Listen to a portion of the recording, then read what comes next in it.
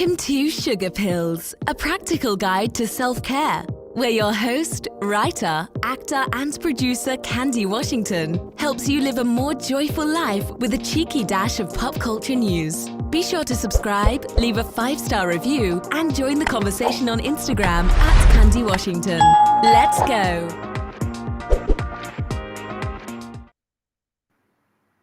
Hey everyone, and welcome back to Messy Mondays.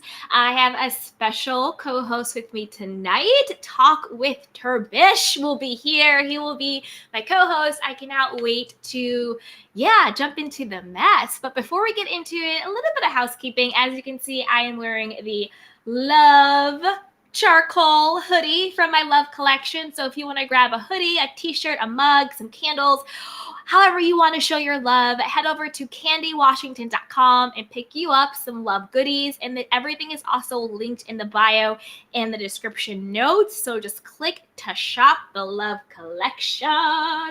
And also, don't forget to join our members only. That's right. So members only, we will be doing a live chat the first Wednesday of every month. So go ahead, join our community. You'll get some exclusive emojis you can use. And the first of every month on Wednesday, we'll be doing a members only chat. That's where it really goes down. That's where the tea is spilled. And we can talk about anything and everything.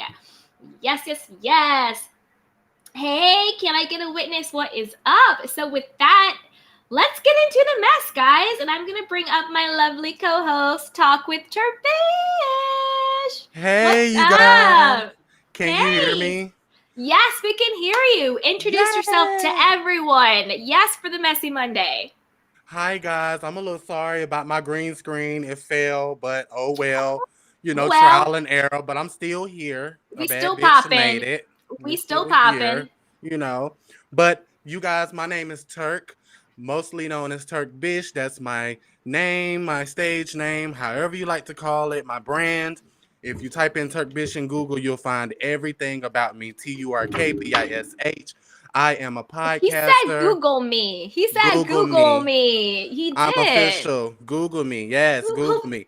If you type me in, you'll find everything. All of my commentary, my YouTube, my Spotify, my iHeartRadio.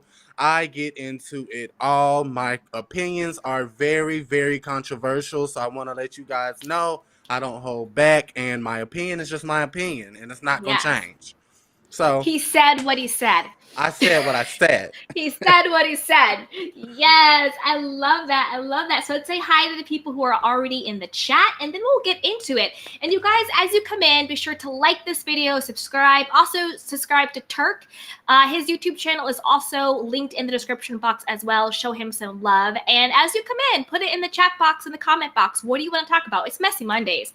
We could do RHOP. We could do Love and Marriage Huntsville. We could talk about Falynn popping out her baby. We could talk about it all. So put it in there. Where do you want to start? And Turk, also let me know. Where do you want to start? So shout out to Can I Get a Witness? What is up? Hey, can I get a witness? Thank you. Hey, we have so much we can cover.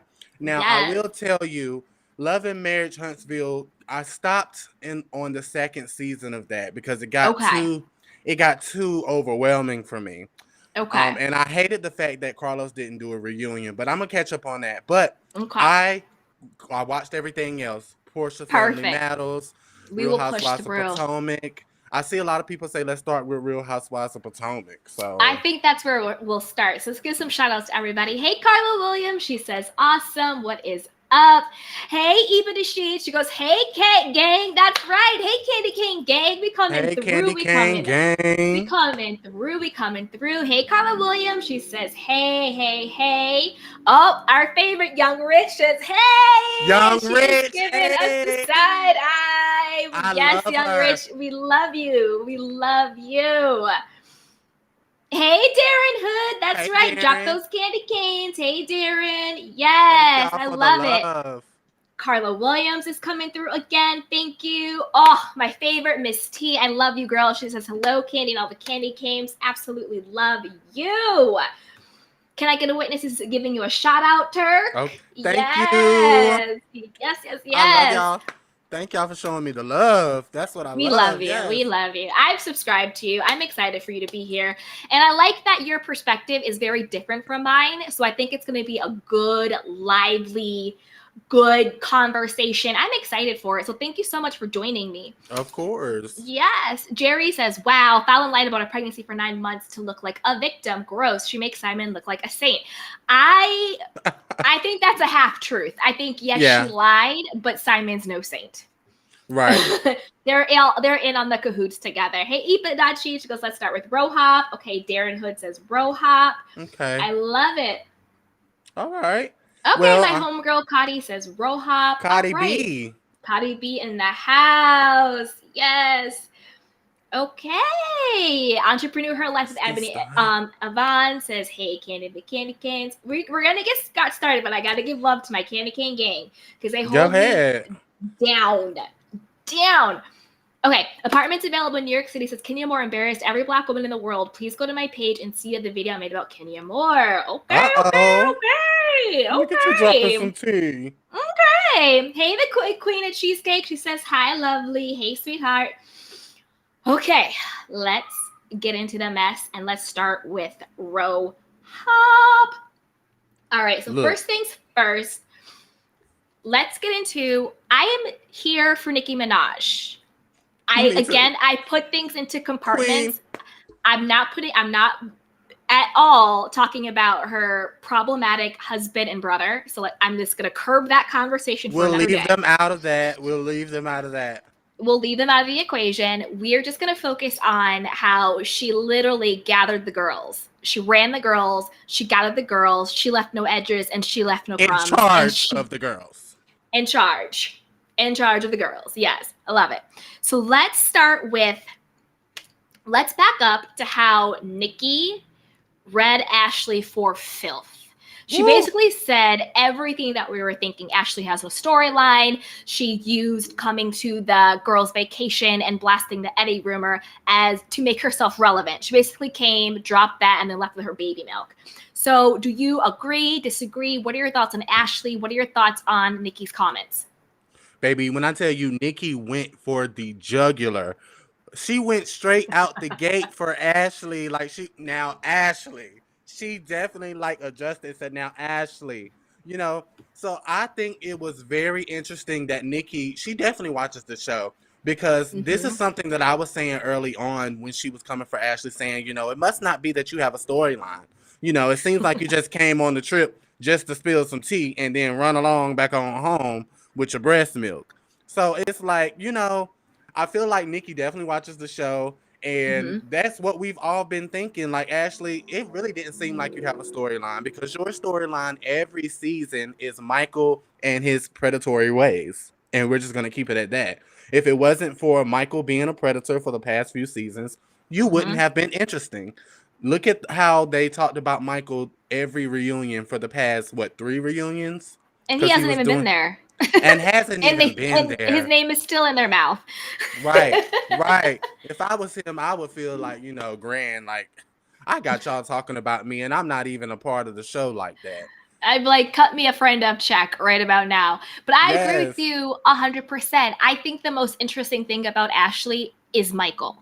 And I missed him this season. I'm not going to lie. I thought when he had him and his Juan moments, they were so entertaining. They were so engaging. And we're going to talk about those questions that Nicki dropped about Juan and Michael a little bit as we go into that segment as well with Robin, which I thought was very, very interesting. But I agree. Ashley has not had a storyline, and it's just about her being pregnant, and it's about cheater, predatory Michael, and that's really it. And I do think that Ashley went in with an agenda. I think she was lying, being like, oh, I didn't get the right story. No, you knew what was going on and you had an agenda, and you and Giselle and Robin behind the scenes came up with the scheme. The same way they tried to go behind the scenes to come up with the scheme when it came to Monique, and that all got exposed. So Miss Me was trying to act like they were that they actually cared about Wendy and her marriage and all of that crap. That is just complete BS. All facts. I did find it really interesting, and I was waiting for Nicki. She kept checking Candace, which I liked, but I thought at one point she was gonna tell her to leave and put her in timeout because Did you notice Candace kept interrupting Nikki and speaking on behalf of Yes, other people? And I was of just like, Candace, everybody. can you like have some receipts and close your mouth? And she was like, Giselle was Candy like, girl. Giselle was like, "Can you please let her answer?" Like I was like, "Oh my God, Oh Candy!" my And God. I'm a Candace fan. I'm a Candace I know fan. you are. I don't care what nobody says. I'm a Candace fan. I love how Right. smart she is, how educated she is, because I'm that type of person. I don't fight, but my reads hit. When I Mm-hmm. read you, it's going to land, and it's going to land very perfectly to the fact that you're going to want to drag me or fight me. And that's Right. just being witty and being, quick off your feet. That's just Okay. how I call it. I just see it how I call it. I feel like she hasn't done nothing differently from anybody else that's on the show as far as reading people. But somebody said, why was Chris was so upset? That's Yeah. very interesting too, because Oh, go ahead. Candace.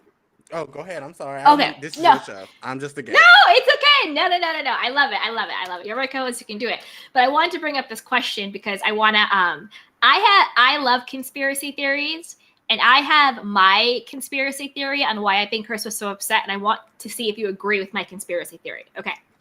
So let's preface this, right? Okay. So this was when Nikki was going in on Candace, and she was talking about the low budget music video. She went around and was just like, who thought this video from scale of 1 to 10 will pop off? Da, da, da, da, da, da. And then they were talking about the sales and stuff. She was like, oh, how many albums? And what did Candace say? She was like, oh, 500,000. And she was like, you sold 500,000 albums? She was like, no, but like how many is it downloads? And then she was like, oh, I was on the Billboard. No, it was iTunes. Like clearly Candace was lying to her teeth, and she had no idea how many she sold. And then she was like, oh, 20,000 or something ridiculous. And Nikki, it was like, mm-hmm. And then she goes, well, I have my own recording company, right? So what's your pitch? Like, why would I sign someone to you? And Candace is like, oh, it's my vocal ability or whatever she said. And they're like, oh, your vocal Oh my ability. God. Well, sing for us a cappella, right? Candace is put on the spot. She seems really nervous. She kind of wants to sing an old gospel hymnal or something crap like that. And Nikki's like, no, I want you to sing your song that you said allegedly got 500 million downloads. I want you to sing that for us. Candace finally gets her stuff together and sings the song. I think she did a good job. I'm not saying she's Mariah Carey. I'm not saying she's a bad singer. She's definitely better than Ashley. So I think Candace did a good job. I think she carried her own on the spot, but I think that her presence and I think that the way she was so timid to me didn't translate to being a star. Because I think that if you are talking to Beyonce and you're like, Beyonce sings single ladies, Beyonce will close her eyes and just like belt something out and without even having a problem, right? So it's almost like, sure, Candace has a lovely voice, but I don't think that she has the presence that these big stars have. So I think Chris was so upset. I actually don't think Chris was upset about the fact that Nikki made her sing. I think Chris was upset about the fact that Nikki grilled her on the numbers because it was very clear that Candace was lying. She didn't know how many numbers she had. She said she had 500,000 downloads, and then Nikki was like, album sales? That's albums? Like you sold 500,000 albums? I don't think Candace sold 500,000 albums. So I BS. I think Chris was mad about the metrics, about the fact that she was grilling her on the actual numbers, and Candace clearly was lying. Now, one, she really didn't know the numbers off the top of her head, but once she got her infographic off her phone, she said 500,000 streams. Now, 500,000 streams doesn't mean one download or one unit. 500,000 streams does kind of equate to what, 20,000 albums sold. So I do believe she was on iTunes. They do have the proof that she was on iTunes and that she did make Billboard. You can go to billboard.com and type in her name and you can find it. But she did at least make it a little bit further than any of these other R&B stars do. And I was very surprised at that. Now, she didn't sell gold or platinum. She only did 500,000 streams, which I feel like is kind of in her ballpark.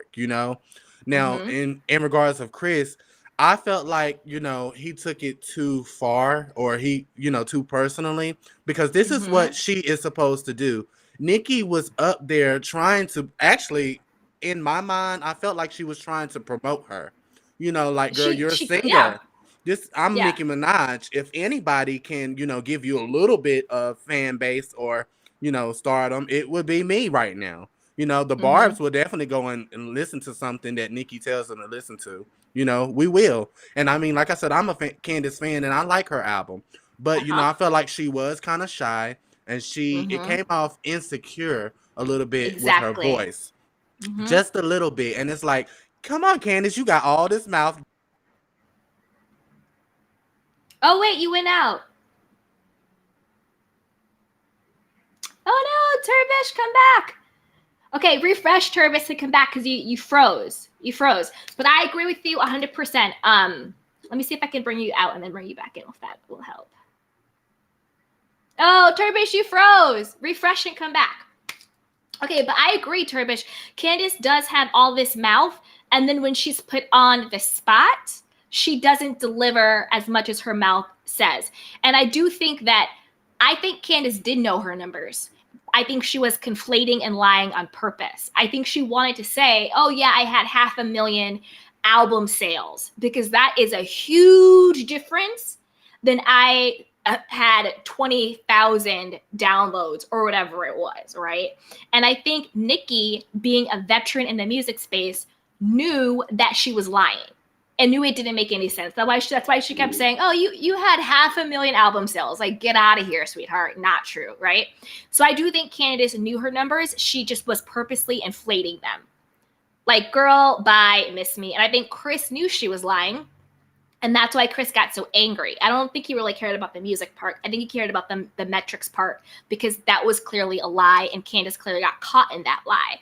I also think the reason why Chris gets so angry and he gets so defensive with her is because, again, we know Candace and her mom has a very toxic, codependent relationship where Candace feels responsible for her mom, and she always can't set boundaries with her mom, and she can't really, like, she's not her own person, right? Everything she does is in service of her mother. And I think she married a man that mirrors that dynamic. I think Chris is the Candace in that dynamic. I think Chris does everything in service of Candace. And it's very clear. He's overly involved. There are no boundaries. And everything we see of Chris, we see it through her, the same way with Candace and Miss Dorothy. So I think the reason why Chris drinks so much, I think the reason why Chris gets overly defensive is because Candace married someone who can recreate that toxic pattern that she has with her mother. I also think Candace was lying through her teeth when she said that she checked her mom. Candace, no, you didn't. I don't think that Miss Dorothy said anything that Candace herself has not said or thought behind the scenes. I think Candace strategically uses her mother as her mouthpiece. We saw it all throughout the season. When she called up Miss Dorothy and it was like, oh, Chris is my husbandager, and Miss Dorothy said, literally like it was out of a playbook, oh, well, is he, like, are you paying him now? What does that mean? Oh, blah, blah, blah, blah. Nothing Miss Dorothy said during the low budget music video, and by low budget, I don't mean low quality. That's another thing that issue I have with Candace. There's a difference between low budget and low quality. Your music video was low budget. Low budget simply means a number in production. That's it. Versus low quality. You could have a low budget production that is extremely high quality. You could have a high budget production that is actually low quality. Dollars do not equal quality. Dollars just equals what that actual numerical number is. It's just what bucket do they put you in. That's it. That is true. And I think that there's nothing Miss Dorothy said that Candace did not already hear and that Candace did not already co-sign, because I do think Candace agrees. And the reason why I also think Candace agrees is because Candace said it herself. She sat Chris down in front of the cameras, clearly for the first time, and regurgitated everything that Giselle had said, and even some of the stuff that Miss Dorothy said. Oh, Giselle said that you're writing my coattails. The girl was asking about, like, why you don't cook anymore. And he just had this very, like, defeated look on his face. It was like Candace was basically asking him to defend himself rather than her being the husband and her being the wife and defending her husband to these women. And that's why we saw when Candace and Chris kept getting into those fights at the restaurant and he kept blowing up. That's also why Chris showed up at the low budget music video in his chef gear, because you have to think about a man's ego, right? Yeah. Chris's passion is cooking. It's being a chef.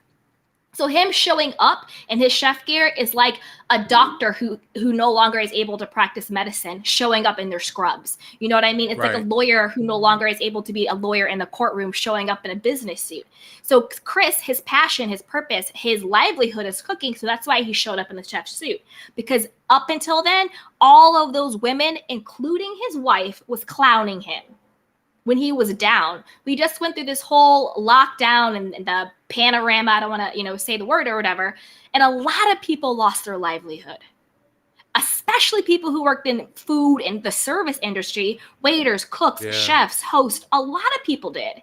So I don't Yeah, know they why did. they're trying to act like, and I'm not a Candace fan, but I do actually really support Chris. And I don't know why they kept trying to tear him down because he was out of Yeah. work due to what was happening, and then because he was supporting his wife. I think with those Yep. women, it would have been damned if you do, damned if you don't. If Chris didn't support her, they would have been like, oh, he's a deadbeat. He doesn't support you. What is he doing? But then now that he does support you, oh, well, he's riding your coattails. You must pay him. Right? It's Well, not fair. It's an unfair dynamic when it comes to that to me. Go ahead. I want to bring up a little something that I watched on Yeah. Funky Daniva's page. So Okay. Funky Daniva was making a very valid point when he was saying, when it comes to being in love and being in a marriage, usually one goes with the other who's the breadwinner. Like if one is okay, let's say they both get into the marriage and they start their careers. Let's Mm-hmm. say one marriage takes off and that's like the main income for the marriage. Then it's like, oh, let me just jump on board with you for while this is taking off. Mm-hmm. Let's capitalize off of that since you're making most of the money. Then I'll just sit back. And so I thought that was very interesting that Funky didn't even made that correlation, because that is kind of true. Mm-hmm. It doesn't have to always be both are being the breadwinners. He obviously has passion in his wife and he sees that she's passionate about her career. So he's going to do everything to make sure she gets to where she needs to be. Then maybe she can come back and help him get back on his feet and excel Mm-hmm. with his cooking career. So it's kind of like a bait and switch almost with when it comes to their marriage. And it's like, why did this become the topic of, Candace's storyline this Mm-hmm. season all of a sudden? Why haven't y'all tried to tear him down past seasons? Why now, after the pandemic, would y'all start to do that? Candace did sit him down earlier in the season and talk to him about, their plans and what he has going on. Mm-hmm. And I know that private chefs make good money. Yeah. Private chefs, they do make good money. But we don't know, I honestly don't know much about Chris's, career. We Yeah. don't hear nothing about it. Like he says he's doing cooking classes. Where can we sign up? I'll take one. Mm-hmm. Not saying that I really will, but I'm saying that, where is this being promoted? You're saying that you have businesses and that you're working. If you want the people to know that and understand that, you have to show them that through social media or something or something. Something. But I also think it's funny how the women also tried to treat Mia poorly. Like, again, we have to remember the name of this franchise is The Real Housewives. The definition of a housewife is a woman who is kept, and I mean kept in a positive way, by her husband. Her husband is the actual breadwinner, and she lives a lavish lifestyle. She might have these cute little side hustles going on. Oh, here's a jewelry line, here's a t-shirt line, here's a makeup line. But the husband is the primary breadwinner, and she lives a very lavish lifestyle. That is the actual definition of a housewife. That is. So Candace, by definition, actually is not a housewife. But when Mia is a housewife, her husband was a breadwinner, and then he helped her by bringing her in on her businesses. They tried to clown her, not on the reunion, but I think that during the reunion, I think it was like the second or third episode, being like, oh, well, how come you try and say you're self-made or all this stuff, but you wouldn't have anything without G's money? But it's like, and in that moment, I wish she would have been like, yeah, you're damn right. Like, I am a housewife and my husband supported my business. What's wrong with it? Like, again, you cannot win with these women. If you At are all. actually a housewife and your husband is supporting you, then all of a sudden, oh, you're fake, you're this, you're that. Or if you're a Candace and your husband is supporting you, maybe not financially, but emotionally, and with his time and being there for you. That's another way to support your wife, right? It doesn't always have to be money. Yeah. I think Chris supports her 1,000% when it comes to emotional support, right? That's another way to true. support your wife. Then they want to tear her down. But you notice the main people who do that are the people who actually don't even have a man. It's the Giselles Whoa. and it's the Robin. You know what I'm saying? So it's And it's like you, they should be the last to talk. and they should be the last ones. Like, you shouldn't the even be on the last to show, talk. boo boo. 'Cause You shouldn't be on the Giselle, show. if it wasn't for Pastor Jamal, you know, starting his church and becoming a big brand, you wouldn't have nothing. Robin, if it wasn't for Juan playing in the NBA, you wouldn't have nothing. Ashley, have you heard her music video? I Have know. you seen her music? I know. Yeah, I know. she definitely Ashley, wouldn't have had nothing. So she wouldn't have had nothing. And it's like, and that's the whole thing. Instead of bashing women for this, embrace it. Like, you were a housewife. That's why you're on a show literally called The Real Housewives. It's not the Real Female Breadwinners. Like, that's a different show, boo boo. This is The Real Housewives. And Now- let's get out. Oh, go ahead. Now, another thing that you did mention, you know, it is the Real Housewives and the definition of a housewife. But honestly, out of all the franchises, when have we seen one full season where everybody's married? Things True. have changed. It's not traditional, Yup. you know, the traditional brand anymore. The very first season of Real Housewives of Atlanta, everybody had a husband. Everybody had a husband. Then it just started dwindling down seasons after. Everybody just started being a friend of the show, or, you know, they're coming in divorced and things like that, or they're trying to find love and they don't have a man in the house. So it's like, when or fake has the Real storylines. Housewives? Robin Yes. Juan. Fake storylines. But I think that's a big reason why the franchise now is struggling. Like, if you think about Very it, much. almost every single franchise, sure, Beverly Hills, but only because Erica literally was like a scammer, allegedly. But you know what I'm going on with there. Or else that franchise would be boring now. Atlanta shambles. New York, we don't even know if that's coming back. So I think the fact that they have really strayed so much from that initial you know, thought of it being housewives and opulence and all of that stuff, I think that's why it has starting to struggle and it has been stale. And I want to pivot a little bit now to talking about Miss Gizzy, Miss Giselle. I lived when Nikki was just like, do you think your beauty's fading? I was like, girl, bye, I can't. And then she literally read her for filth when she was like, you talk about Karen's age a lot. And then she goes, I wonder why. When you can't talk to someone, you can't say your face looks better than me. You can't say your body looks better than me. You can't say that your husband is better than mine. When you can't say that your, you know, finances are better than me, then what's the last thing to talk about? Oh, that's right, age. Exactly. I was like, girl, you gathered everything in the world. And Giselle, with her unemotional, stoic self, I don't even think she realized the gut punch, the neck punch that Nikki gave her. She's probably feeling it now. She probably is. Yeah. She's definitely feeling it now. It's crazy, crazy, crazy. Probably feeling it now. So let's see what else is going on. So where I did not agree with Nikki, and I actually thought she was joking, I was waiting for her to be like, psych, was when she was talking about Juan and Robin. And she was saying that she felt the sexual chemistry this season between Juan and Robin, and are they laying it down more and all of that stuff. I was like, wait a minute, is this are you setting us up for the okie doke where you're about to be like, psych? Like, I did not see that. But then again, I think she probably didn't mean sexual chemistry. She probably meant like the time they spent, because this is the most I've seen Juan on the season. Honestly, see, like, this is the least I feel he's been on the season. Really? I feel like he was, everybody was just like, where is Juan? Where is Juan? But he's never there every season almost. So it's like, you know, you just can't tell these days when it comes to Juan and Robin. You just don't know. Hey, but I guess they're sticking together just so Robin can have her spot on the show, allegedly. Yeah. I think they're sticking together to have a spot in the show. I don't think that they're really together. And I think that I never want to speak in anybody's sexuality because that's not my place. But I do think both Ashley and Robin, in my opinion, my opinion from what I observed, and again, I'm not speaking anybody's sexuality. I'm just talking about what I see. I think that they both know that Juan and Michael are more than friends. Yeah. And I think they're both okay with it. Yep. And Nikki was just like, is your husband friends with any other gay men? I was dying. And then you saw Ashley's face. She was like, wait. I am weak. Like, it was weak. She's funny. Nikki had me Yeah. rolling the whole night.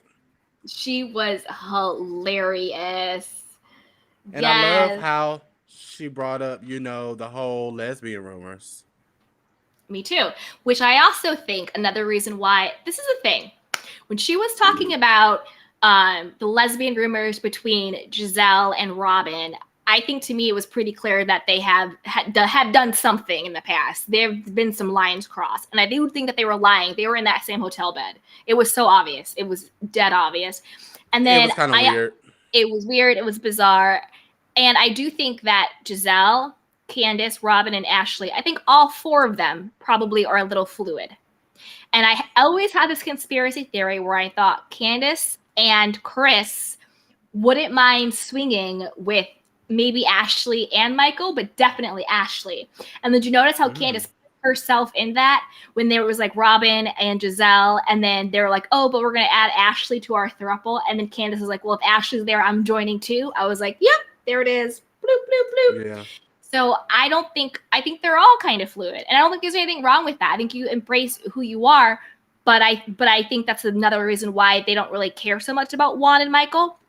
And I love that how Nikki came out and was just like, okay, as a human being, and this is so true, as a human being, if I'm married to a man, or if I'm engaged to a man, or if I'm just simply my boyfriend dating a man, and another human being said, I want to suck his D, and then he continued to have a very close friendship with that person, I would have a problem with it. I wouldn't take it as a joke. I would take it's real. And she's right. There's only going to be a certain level of time before that turns into flirting. And Michael and Juan flirt. They get giddy. They defend each other. Juan almost jumped over that table at Karen's wedding to defend his man. He was like, whoa, you guys, my guy, whoa. I was like, Juan, you defend your man. You do the damn thing. It was a scene that they replayed on the last few episodes where like they were drinking and Michael had said something and he put his drink up and he just started cheesing and laughing so hard. I was like, oh my God, yeah. He crushes with Juan so bad. He crushes with him. Yep. Oh, I want to address this. So apartments available in New York City says that is not nice. Juan is not gay. He's just respectful and friendly. Why would y'all say that? Please you don't have to be gay to be friendly to another gay person. No, I'm not saying that you have to be gay in order to be friends with another gay person. That's not what I'm saying at all. But I am saying that if a person, gay or straight, bi, trans, just a human being, expresses sexual attraction, has sexual tension, and comes out and says, I want to suck and do things to a person, I don't care if you're gay, straight, bi, trans, or whatever. That is what it is. That's not friendly. I don't tell my friends. How toxic. Thank you. I don't tell my friends. The black community can be sometimes, especially if it's a straight black man and a gay man goes and do that to a straight black man. Y'all know what type of time it is. Yeah, like it's just not acceptable. Given I went to a PWI. I started out in a PWI before I went to a HBCU. Now at the PWI, it was more freeform. There were a lot of straight guys that hung around me as a gay guy. There were a lot of straight guys that actually flirted with me, were being funny and joking and stuff like that. And they still had girlfriends and stuff like that.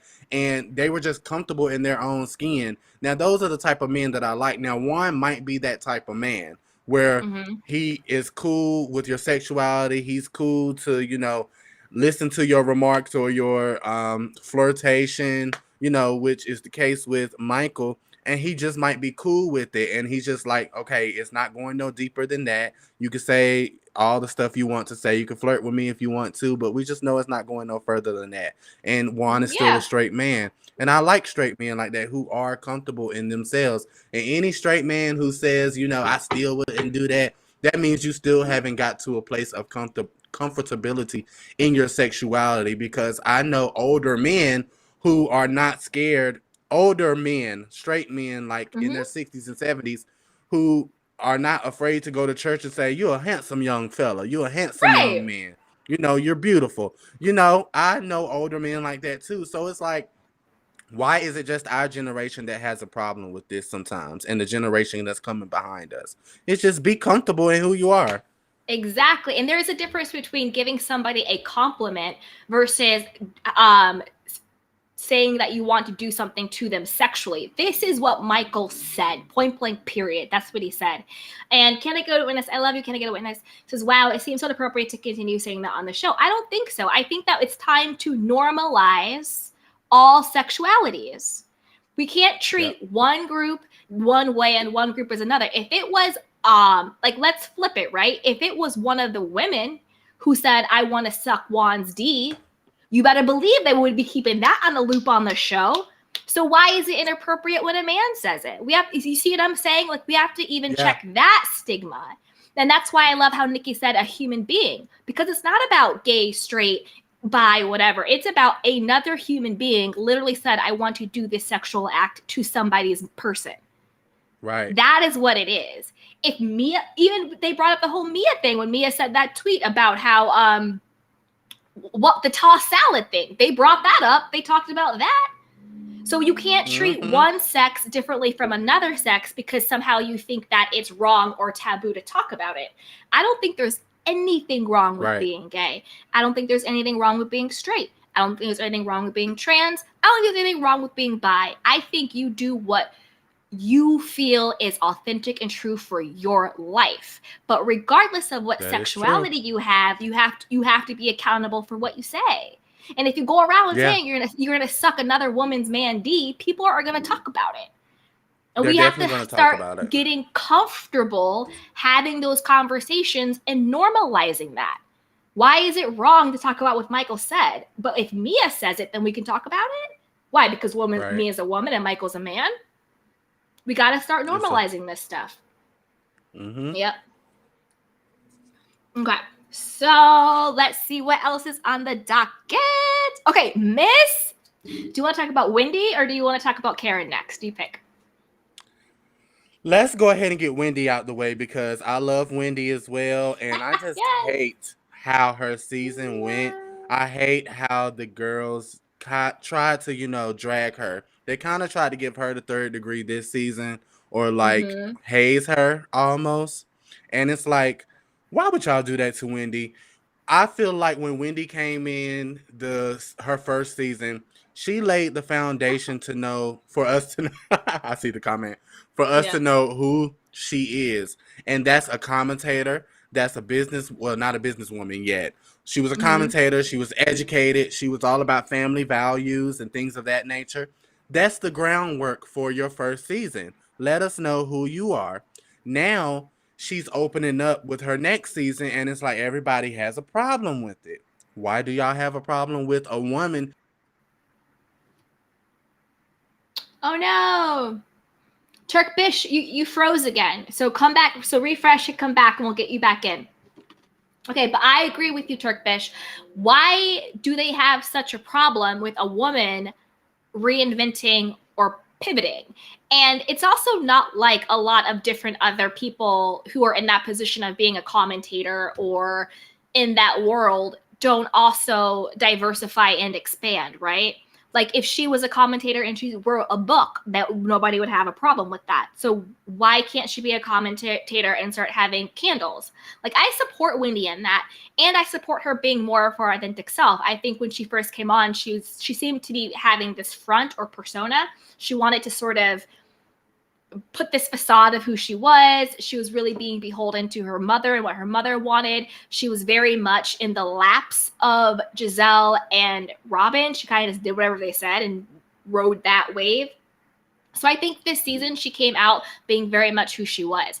I think on the reunion, I think she was on the side of right, but she was a little too hard, a little too aggressive, a little too reactionary. I didn't understand the beef with her and Mia. I thought that was really weird and bizarre.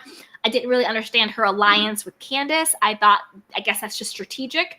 But overall, I do think that Wendy was on the side of right. I do want her to come out and actually apologize for what she did to Monique, because she got turnabout. Turnabout's fair play. She had no problem being with the Mean Girls and going after Monique's life, children and husbands and marriage. But yet she thought that somehow she would be exempt, and she found out very quickly that she wasn't. I don't think that absolves what the women did to her, but I think that she kind of got a little bit of her own karma that she was talking about Giselle's life getting. So let me know what you guys think about that. Let's see. Hey, Young Rich at Entrepreneur Life, Ebony, that's what she's trying to be. I definitely see it. Hey, apartments available in New York City. Wendy did get her work done because of her husband Instagram obsession. See, I don't necessarily think that. I think Wendy got her work done because I think anytime anybody gets any work done, sure, I think in a perfect world, your only sole motivation will just be because this is something you wanted to do. That's a perfect world. But we are imperfect human beings. Do I think she wanted to get this done? Yes. Do I think that maybe the stuff with her husband played a part in it? Yes. Do I think it was the only reason why? No. I don't think the only reason why Wendy got work done was because of her husband's Instagram obsession or anything like that. I don't think that. I think that it's multifaceted. We have different reasons for why we do things. It's not always that just one thing. And I think that if the women came at her with more understanding and compassion, because like Wendy said, they've all gotten work done. And I love how she said to Giselle, well, you got a tummy tuck, did that keep Jamal? They've all gotten work done. So why are you trying to come at Wendy for getting work done and try and make it about her husband when they've all gotten nips and tucks and all of that stuff? So they were being extremely hypocritical. I'm back. Oh, wait. Hey, Turk! Sorry. It's I don't okay. understand. I think it's because I have everything plugged into one power source, and that's probably a no-no. Probably. It's all good. I'm just happy you're back. Okay, good. Yeah. But what I was saying something about Wendy. Oh, yeah, go ahead. I was agreeing with you. Mm-hmm. Yeah, so I was just saying, Wendy definitely, I feel like she embodies what a housewife is supposed to be. And I would love to keep her around on the show. A lot of these other women and a lot of these other people who are fans for the other women, I feel like, why do y'all want to get rid of Wendy when she was a real housewife? She's a real housewife. A real housewife. And, that's interesting. Monique was a real housewife too. She had a good marriage. Her marriage was I think her marriage was stable. They I had agree. problems along the way, but for the most part, she embodied what a housewife was too. I still don't agree with her being physically violent, but Right. it is what it is. No, I agree. And I think the problem is jealousy. I think that the Green Eyed Bandits and even some of the women who do have husbands on there, like a Candace or an Ashley, I do think that they were jealous because Monique and Chris do have genuine love. I think that their marriage is real. I don't think it's fake. I don't think it's a transaction. You know what I mean? I don't think it's a storyline. I think that they have a real family. She's actually wealthy. Her husband actually really provides for her. She does have multiple homes and she has beautiful, gorgeous children, right? She So does. I think that they were jealous because Monique was actually living the life of a real housewife, whereas they were the ones who were fronting and pretending, dipping it and doing it, trying to do smoke and mirrors to create this facade of a life. So I think the reason why they came after Monique was because they were actually really jealous of her, and it was rooted in their own insecurities. Very much so. Young Rich says, isn't that why Wendy went in so hard on Monique? Because her and Candace were good friends. See, I think the reason why Wendy went so hard on Monique was because Wendy at that point, and she still is a little bit, is very deeply insecure. And I think that she so wanted the approval of Giselle and Robin and Candace and that sort of mean girl clique that she went along to get along. I'm not giving her a pass. I'm not saying what she did was okay. I just don't think it was because her and Candace were such good friends. I think it was just because Wendy wanted to belong and she didn't care who she had to throw under the bus. It's like, oh, all the mean girls are going after Monique. Well, I'm going to go after Monique too because I don't want to be the odd girl out. I want to be in the cool girl clique too. And then she thought that she would still have that privilege going into the second season, and she quickly realized she didn't. And that's when they turned on her. Let's see what else is going on. Can you hear me and still see my avatar? Yes, I can hear you and see your avatar. So Entrepreneur Right. Life with Ebony Yvonne says, I don't think it was Eddie's booty model obsession. I think it was because people body shamed her and her flat butt was memed last season. Oh my God. No, I agree. That's what I'm saying. I think it's multiple reasons. It's like one thing, you're insecure about something. Another thing, social media is coming after you for your looks. Another thing, your husband's following a certain body type. Another thing, there's these horrible rumors about him cheating. Like, I don't think it's one reason. I think it was a bunch of things that led her to do it. But I don't necessarily fault her for it. But at the same time, I hope that the majority of the reason that she did it was for herself. And then Can I Get a Witness says, the women on the show seemed tribal this season. Exactly. Forced connections, and viewers were widely team tagging on every front. Glad the show is over. Hope better, genuine chemistry and growth next season. Yeah, Ooh, it was you made a point. Yes, Can I Get a Witness? Yes. No, I agree. The women on the show did seem tribal. And I think, you know what? Actually, that's a really good point. I think that's another reason why the franchise as a whole is suffering.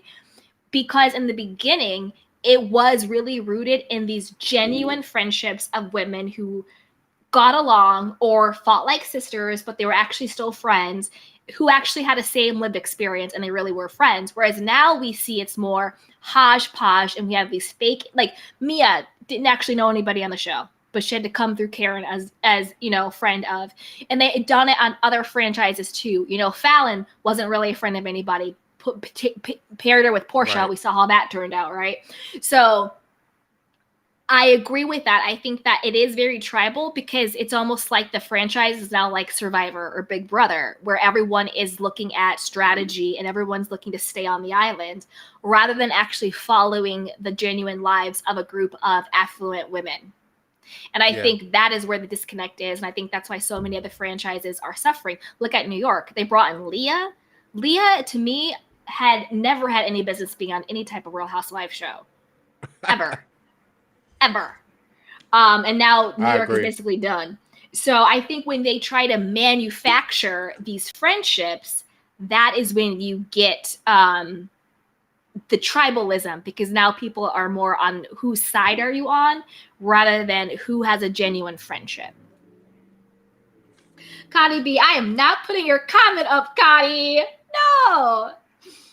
Hey, Kenny Gomez, agree. Jealous or threatened. No. Yup. And Monique had a whole family, interesting life and storylines. Team nobody. Exactly. Entrepreneur Life says manufactured friendships. Yup. Darren Hood says Wendy was doing too much last night. I agree with you. I think that she was on the side of right, and she should have just stayed there. But she was doing way too much. I'm going to drop the call-in link. Go ahead, Turk. Yeah.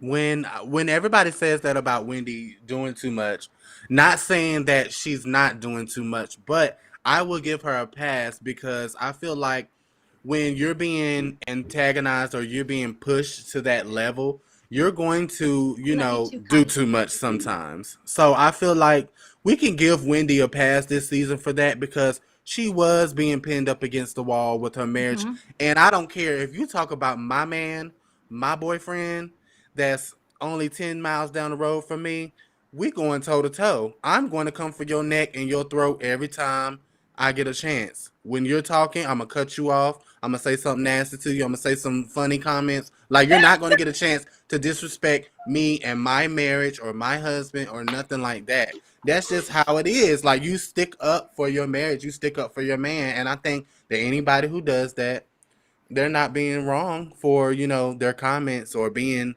so-called rude or aggressive, because that's what they tried to paint Wendy out to be, the aggressive black woman. Yeah. And I don't like that. I do not like that. And if you kind of look at it, look at Wendy and Candace. They're the brown-skinned women. Not trying. I want to throw in the colorism card, Okay. But I can't only because of Monique. You know, when Right. Monique was there. But she kind of got a lot of the green eye bandits and the light skinism too. You know, she kind of got that heat when she first came up. When Robin tried to choke her with the umbrella and Ashley, you know, rolled up on Monique seasons before, it was like, you know, I feel like it is what it is. Okay, so for the colorism thing, the reason why I don't think it's colorism, and I'm only talking about RHOP because I do think it's happened on other shows, but I think when it comes to RHOP, I think I don't think Candace is that dark. Sure, she's darker than these like green-eyed bandits, but in reality, I don't think she's that dark. Like her, Wendy, Monique, like she's lighter than all of them. But I don't even think that really matters. I think the reason why people don't rock with Candace has nothing to do with the color of her skin. The reason why people don't rock with Candace is because of Candace. She just does not have a likable personality. It's her. When the world is telling you it's you, it might be you. I just think it's her. And then with Wendy, I don't think that they were coming after Wendy because of the color of Wendy's skin. And again, I'm only talking about the women. I'm not talking about any psycho trolls on social media. I'm not talking about them. The only people they were coming after Wendy was because Wendy was no longer their lapdog. Wendy found her voice, you know, to like Nene said to Cynthia, oh, you find your voice yet? Wendy found her voice and they didn't like it. As long as Wendy would have been willing to be their lapdog the way she was when she first came on, they would not have had a problem with Wendy. That's why they're like, oh, Wendy's new. Oh, something's different. Right. She's friends with Karen now. She's not doing your dirty work. She's not carrying your bone. She's looking a little bit better. She has better wigs. Her body is snatched. She has some candles. She's twerking and lurking, right? She's doing her own thing. And I think that's why the women had a problem with her. I don't think it had anything to do with the color of her skin.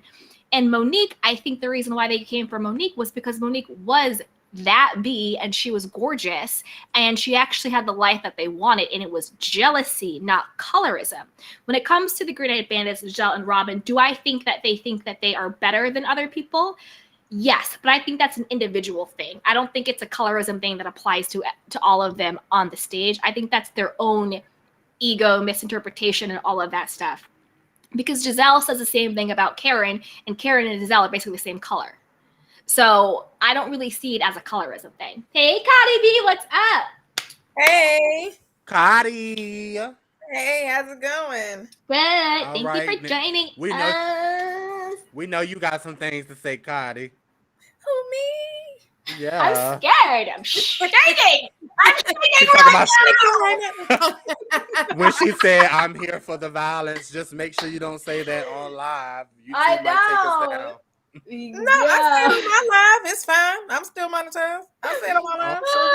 Okay. Period, Cotty. Let's see.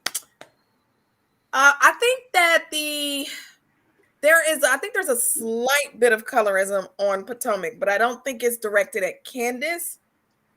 Like you said, it's Candace's mouth. It's what she says.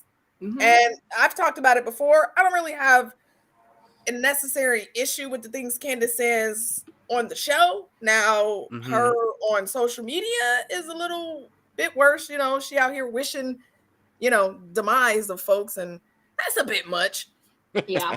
But I feel like it's what Candace says, like you said. It's how she says things. It's the things that she does that makes people not like her and not her complexion. Yeah. But I do feel like there is a slight bit of the colorism with Wendy because they wanted to paint her as aggressive when Robin I hated has that done too. work. Mm-hmm.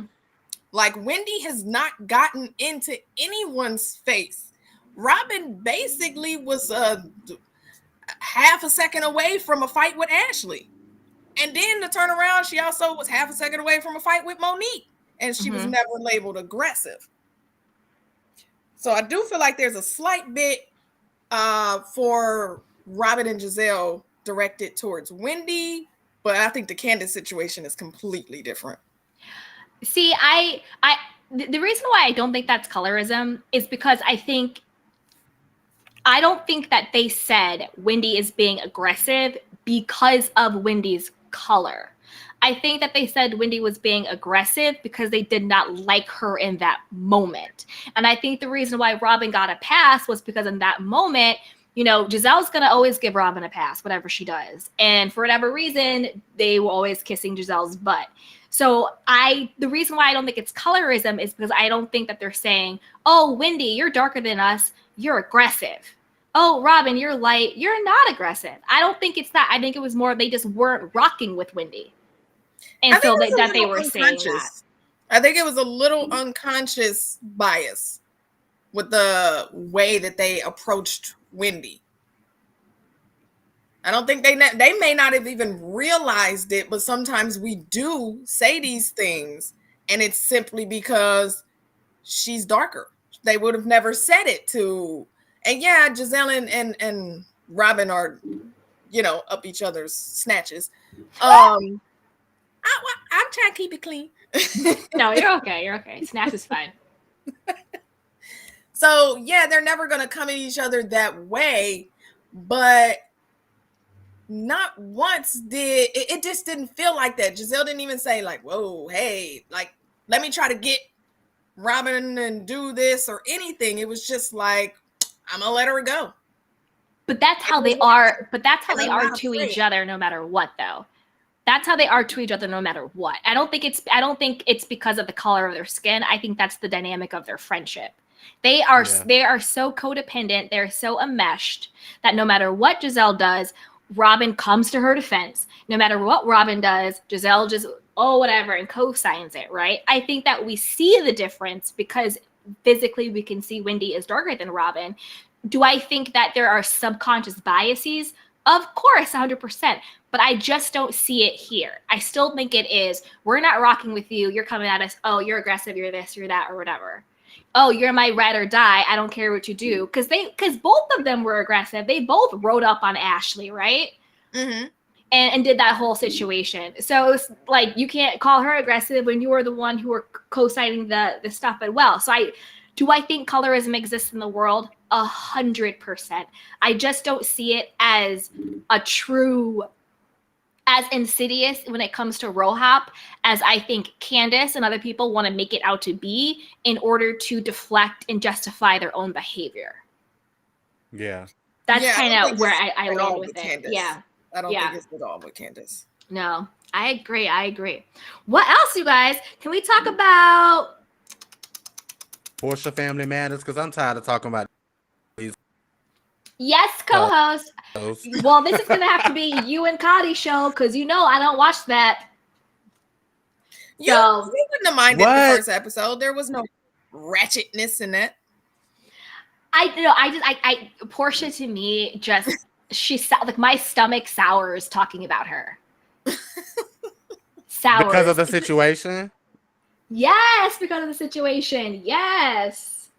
Okay, so do you think, so does it sour you because she got with another man from somebody that was in her circle? Or does it sour you because of the timeline?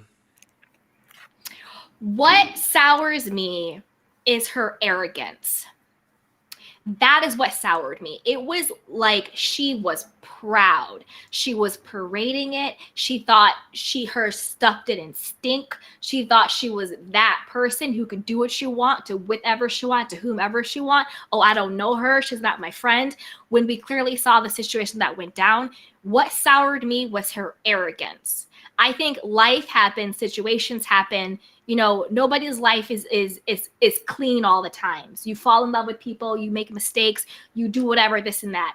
She had no humility, and it was her arrogance and the fact that she looked like she truly took pleasure out of thinking she was another woman's husband's chosen person over his wife. That is what soured me with Portia. And that is why I can't co-sign her. I can't watch her stuff because it was that level of arrogance that really soured me with her. So this is how I'm viewing it. Yes, so after watching the episode, no, go ahead. Yes, Foxy. When I was watching it last night, I watched the first episode. Now, Kadi, you can kind of follow me along here and correct me when I'm wrong, or chime in when you think you need to. So, discussing the timeline, that's all I care about, really. So, they gave us a timeline last night.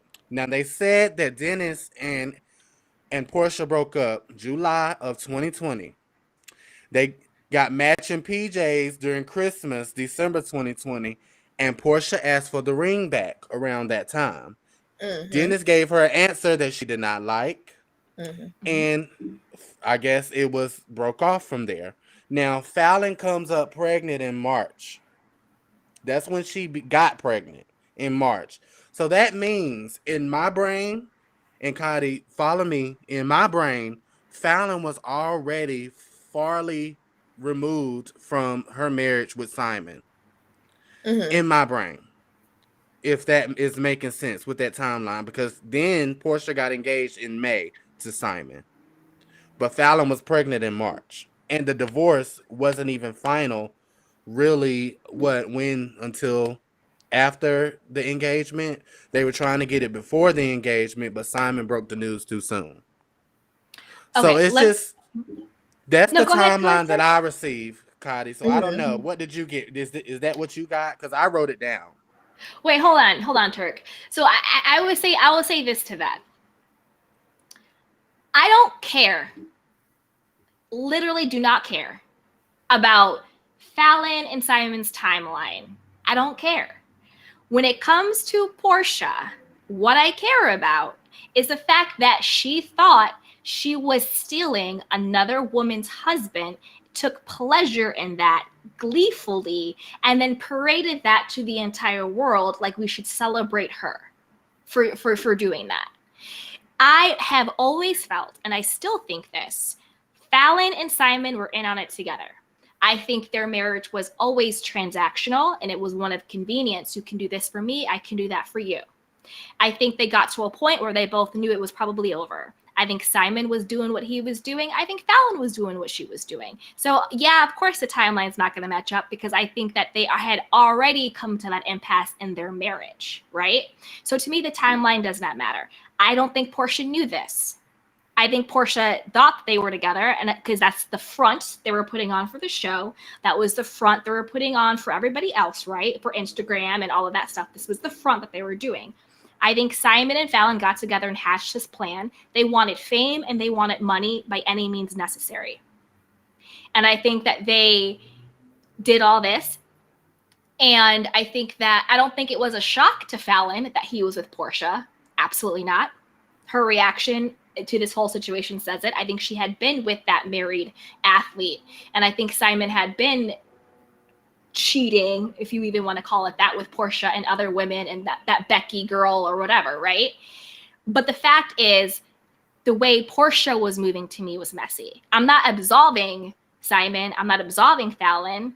But I think that just the way Portia did that, the way she acted to the world, I think was a slap in the face to any person in general, but any woman in particular who has ever felt heartbreak like that. That was a slap in the face to any woman, and that's why she got that backlash. Portia thought she was America's sweetheart and could do no wrong. She wasn't ready for the okie doke that she got. Portia was not ready for the backlash that she got. That's why people are not rocking with her. She wasn't invited back to this season. Gagging. She's gagging. She's been put on pause on RHOP. She can come back the next season, but not this one. That check is gone. She was listening to Simon the fraudster. She quit This Nation. That check is gone. This little show she's doing, I mean, I don't even think they greenlight the next season, so who knows if she's going to have that check left. You know, Dennis has always been clowning her, and that's just kind of how it is. But at the end of the day, in this situation between Portia, Simon, and Falynn, the only person who had something to lose was Portia, and the only person who's lost is Portia. Now we know who Simon is. Now we know who Falynn is. Portia has lost a lot. She lost her reputation, and she was on the come up. in this whole Pursuit of Portia book, I don't know how many people are really getting book sales right now. It might be that little Candace math situation, 500,000 downloads. Let me check my screenshot, right? It might be a little Candace math going on with book sales in 2021. I'm just, she should have done a podcast. Like, I'm confused, but we'll see. You will see, right? So that is what I'm saying. Like, the timeline to me doesn't matter. I don't even think Simon and Falynn were in love like that. I don't really care. I think that these were just two people who were scamming, trying to get money and fame by any means necessary. And Portia kind of was their con. Like, I think they conned Portia, to be perfectly honest. But the reason why I don't feel bad for her is because she took the bait. And the bait was being a side chick to a married man and announcing that you're engaged to a woman whose face you were all in for everyone in the world to see on national television, and then to turn around and be like, I'm engaged to him. So I think Portia was the con. She took the bait, but I don't feel bad for her. Because any woman with integrity would never in this life, A, not treat another woman that way, but B, not treat yourself that way. How little respect do you have for yourself to get your whole adult woman on Instagram talking about I'm engaged to a married man whose wife's face I was in that entire time? How little do you think about you to do that? You know what, Candy? You do have a point. And honestly, you have changed my perspective only because I know an exact same situation like this between three parties. Oh my God, it just hit me. So honestly, you have changed my whole perspective. I still love Portia, but you changed my perspective about the situation. Portia, girl, I love you, girl, but girl, I'm now thinking about it because I was just telling somebody like that's fucked up. Like these two people that I knew that were dating. They used to hang around this other person that was a friend, mutual friend to both of them. And shortly after that, those two people broke up. Shortly after, two of them got together. Which means that they were doing the dirt when they were together. Because they didn't trust me. They didn't wait. You know what I mean? Or something, or a conversation may have been had that this could be possible in the future or something like that. So I definitely, So I definitely agree. I agree now. So you changed my perspective. Gotti V, what were you gonna say, sweetheart? Before I got in my feelings, because I was in my feelings right there. I was in it.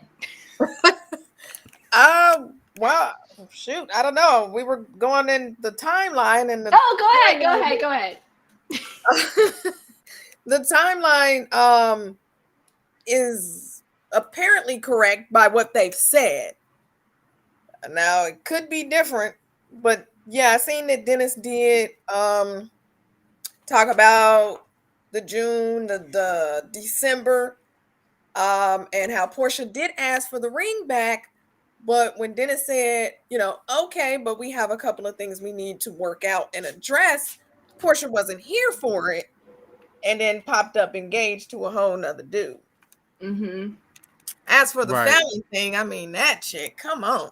Did we really believe anything coming out of her mouth? We all knew she was pregnant before she said we knew it. We knew there were several bloggers who said things and she was big and pregnant. And she's like, I'm not big and pregnant, but you pregnant. You may not be big because you tiny. You're pregnant. But yeah, that whole thing, and I don't buy anything that Falynn has to say. No, me either. I also don't buy that Jalen is that baby pappy. Oh, absolutely not. Oh, child, please, absolutely not. But I'm happy you brought that up because this is another reason why I think that Simon and Falynn are in cahoots together. Because shout out to my girl Tisa Tales, mwah, love you girl. When Tisa Tales was breaking down that news and it was really hitting the fan about Simon being broke, I'll say allegedly broke, right? When all of that was hitting the fan, when it came out that all of his businesses were inactive, he didn't have all this money. He didn't come from Nigerian royalty. He really had been broke this whole time, sort of stealing from Peter to pay Paul, renting houses, renting cars, all of that. You know what I mean? Had been his previous wives were supporting him. All that stuff was breaking out, right? The moment that hit the fan, why did Falynn all of a sudden come back in the spotlight talking about I'm with Jalen now? So it diverted the conversation from Simon's fraudulent finances all of a sudden back to Falynn and Jalen. When before she was like, no, Jalen's just my friend. We're just BS. In Simon's fake receipts when Jalen literally was just like walking down the street or something and they went in separate directions. So I think that she stepped in and she was like, I'm never doing another interview about this after her Up and Adam interview. But it's like, okay, so if you're never doing another video about this, then how come all of a sudden now you're popping up doing interviews literally the same day all of his stuff hits to divert? And how come none of Simon's receipts are actually receipts? None of us are dumb. Like, that's not a receipt. But he's claiming all this stuff. And then also, remember when Falynn did her Up and Adam interview, he posted the entire 60-second promo on his Instagram account, talking about the face of a cheating wife, all this crap. No, that is also a promo. If I really feel like somebody I was in a relationship did me dirty and now they're going to go do an exclusive with Oprah, why would I post the 60-second expose promo on my Instagram account? That is promoting it. You got to think about this, right? You got to think about it, because a lot of these people, a lot of celebrities, athletes, musicians, they have these fake, contrived beefs, this and that, for the public to gain fans, followers, notoriety, all this, that, and the third. And behind the scenes, it's all being orchestrated by their publicists, by their agents, by their media teams. That's why they'll have these fake beefs, and then all of a sudden they're doing a collab. You see what I'm saying? People have to really get real with this stuff. These people out here, they are just out for self and for money. This isn't real or true. Falynn went from no money, no credit, no apartment to now living in a lap of luxury. Who's paying for that? Who's paying for that? It has to be the married athlete. It's hush money. Keep your mouth shut about the baby's paternity, and I will keep providing for this lifestyle that you had. And Jalen is her friend who was doing her a solid because she's probably paying him to do it. And remember when Jalen's mom came up on Kimpires and she even said, oh, they're friends, but I don't see anything about him and her being in a romantic relationship. And it was funny. Well, it was ironic because I had been on Kimpire's show and I was saying my conspiracy theory about how Simon and Falynn were in on it together. And Jalen's mom said, oh, that girl Candy, she might be onto something. She might be right. Jalen's mom said it herself. Yeah. She did. So this is all a big okie doke. I'm telling you, Simon and Falynn got together and was like, how can we get fame and money by any means necessary? Portia was the lowest hanging fruit, an easy target. She fell for the con, and now she's realizing she was the one who got the okie doke. That is true. And I don't feel bad for her because you did it at the expense of another woman. And I'm not talking about Falynn as the other woman. I'm just talking about in general, universally. You had no problem doing that to another woman, and you had no problem doing it publicly. On Mother's Day, as Ibn Rashid said, on Mother's Day, and you know this woman has 3 children, and you know this woman is allegedly taking care of his kids, on Mother's Day, you post a pic with your new fiance, who is still married to your coworker, whether she's a friend or not. Portia, that is my issue with Portia. It's that arrogance. And but she's still a bad bitch. She's still a bad bitch, though. Listen, a lot of bad bitches are arrogant. A lot of bad bitches are arrogant. We just can't pay the fact that she a bad bitch. Yeah, like, I love the fact that she, I mean, okay, over the years we have seen Portia grow. We've seen her grow. I love her growth. And honestly, she has had a lot of growth. So we have to at least acknowledge that. I just think this situation just put her in a bad light. That's all. No. Turk, hold up. Let me tell you this. Do I think we've seen Portia have growth? Yes, I can see to that. I think we have seen Portia have growth. I don't think this put Portia in a bad light. I think she put herself in a bad light. You can still have growth as a person, but at your core, still be shady AF. Yeah, there are a lot of people who have grown who still do shady things, right? And it's not the situation that is making Portia look bad. It's Portia making Portia look bad. And I honestly think that Portia, that's what I was saying before, her star was rising. She had, what was it called? Like Bravo Chat Room. She had RHOP. She had This Nation. She had this book deal. She had this spinoff. The spinoff wasn't supposed to be about Simon. It was supposed to be about Black Lives Matter. She was being an activist. Portia was that girl. She's still a bad bee. I'm not going to take away that. Bitch, yes. I'm not taking that away. She's still a bad bee. But I think that Portia ultimately sabotaged herself. I think that if she had not done this thing with Simon, her star would have been rising so much more. I think she would have been offered back to RHOP. She would have still been rocking This Nation. She probably would have gotten more book sales. Her spinoff probably would have been way better and way well received. And her reputation would be more intact. Like people, she came out with her book with the whole R. Kelly stuff, and people are dragging her. And I think that people are dragging her also because of the reputation she now has. So Portia, me, dimmed her own shine. She should have never gotten to this Simon and Falynn situation. Never. She shouldn't have. I still agree with you on that. Yep. But it's not going to take away from the fact that she's still being able to build her brand, because Andy is going to make sure that Portia has a check. She gave her Bravo Chat Room. He also gave her spinoff. And what's next for her? I think she is still going to elevate within the Bravo brand just because she has those ties with Andy. So I will say that. You know what I'll say to that, though? Andy has no allegiance to anyone. If you have not learned that by now, you're going to learn it soon. He kicked Needy to the curb like a freaking hot potato. He kicked Vicky Gumbelson to the curb like a freaking hot potato. Andy will turn on you the moment it is no longer beneficial for Andy. You are no longer in his coveted circle. He will drop you. He did the same thing to LVP. I'm telling Andy will turn on you in a heartbeat. And the reason why I say that, Portia can't not look to Andy, because I think Andy is also trying to save his own seat. Andy does not have the same amount of power or influence at Bravo that he used to have. At all. He's getting his own he's backlash. A slave to Bravo now. Exactly. So I don't think that you can't look to someone who is in a desperate situation to save their own skin to save yours. And I heard that Bravo didn't renew Portia's for a second season. I just heard that. I don't want to say that's the truth because I haven't seen it in stone, but I just heard that.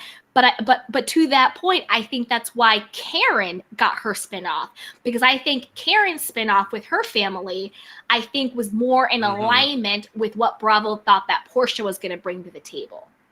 Because Portia's original show didn't get greenlit around this Simon Zeus Nation situation. Her originally got greenlit about exactly.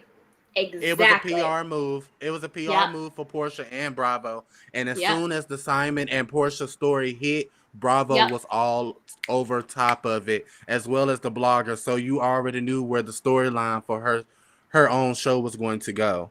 So I bet you we Karen's show see replaces it. Yeah, I think Karen's show is going to replace it. Well, Karen's show is going to air right after Portia's. As soon as Portia's goes off, Karen's is going to air in the midst of Atlanta coming on, which they're still filming in Atlanta. They usually come around this time. Atlanta would have been here, but they took so long with Housewives of Atlanta this time because they don't know what direction to go in, honestly.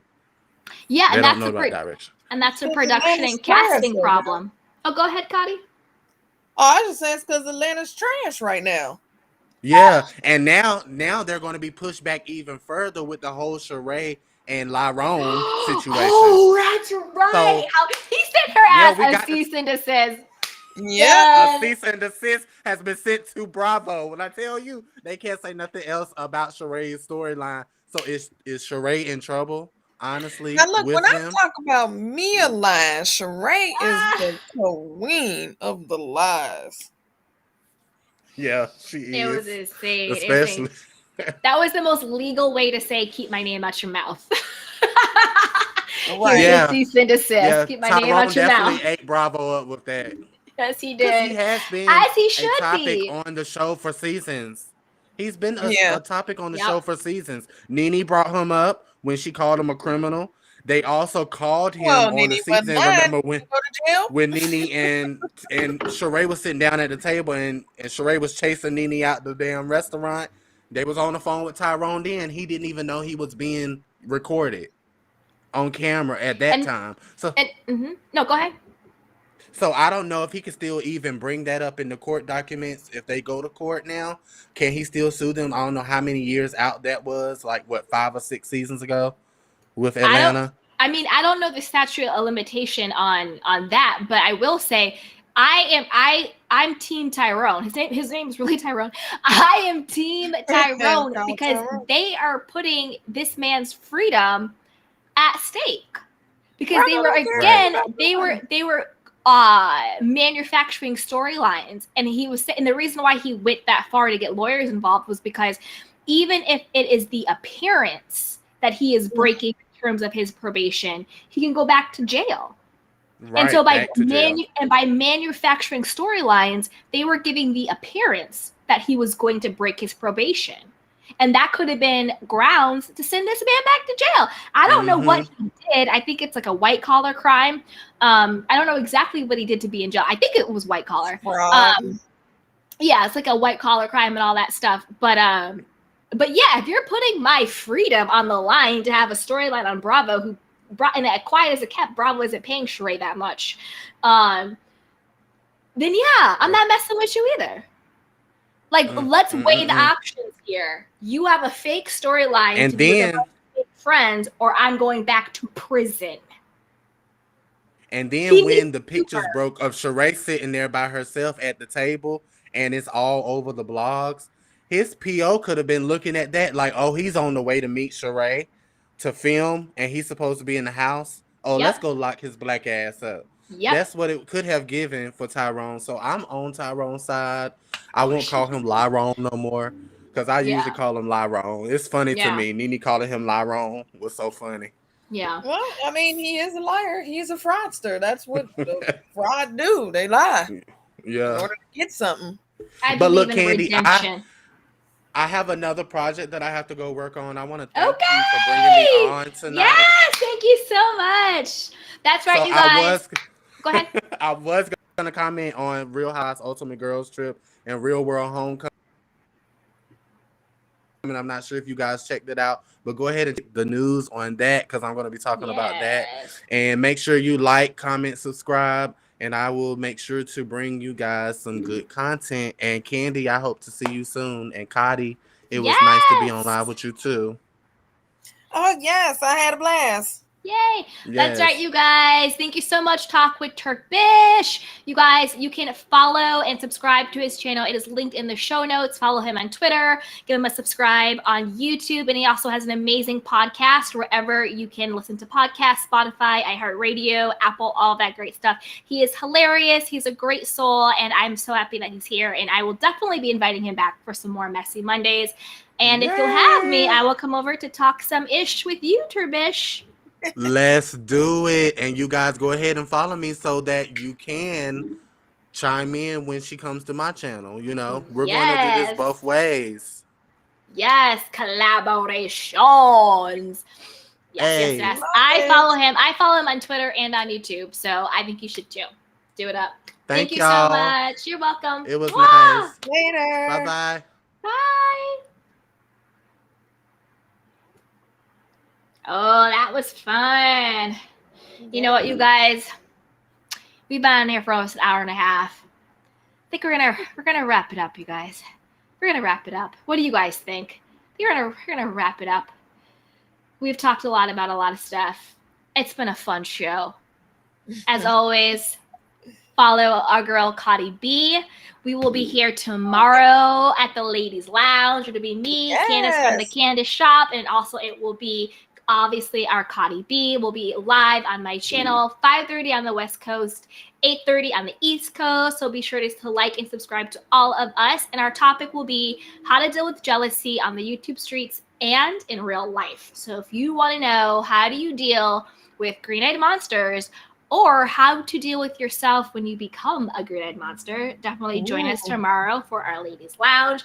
On Wednesday, we'll be doing a Wellness Wednesday at 3 p.m. on the West Coast, 6 p.m. on the East Coast, and that topic will be loneliness, how to deal with loneliness and dysfunctional families during the holiday season. That will be our Wellness Wednesday. So if you had some fun, if you had a good kiki, be sure to like this video, subscribe, and share with a friend. Share. If you're catching this on the replay, be sure to comment below and let me know your thoughts. If you want a comfy hoodie, if you want a comfy sweatshirt, if you want a candle, you want a mug to show some love, head over to candywashington.com and pick up some yummy goodies and some good merch. And everything is linked in the description box. And join our members only. The first Wednesday of every month, we'll be doing a live members only. That's where the real tea is spilled. We can get down and dirty and just let it all hang out and talk about anything we want. So go ahead, join that members. And I also have some really cool emojis for you guys if you join the Candy Cane gang. Yes. Yes. Bye, you guys. Mwah. I love you guys. Shout out to everybody in the chat. Can I get a witness? Ibrashid, Angel, Young Rich, thank you for always coming through. Miss T, you always hold me down. And yeah, everybody who is in here, I just appreciate you. And until next time, you guys, take care of yourself and each other and be well. Mwah. Love you all. Later. Bye. Welcome to Sugar Pills, a practical guide to self-care, where your host, writer, actor, and producer Candy Washington helps you live a more joyful life with a cheeky dash of pop culture news. Be sure to subscribe, leave a 5-star review, and join the conversation on Instagram at Candy Washington. Let's go!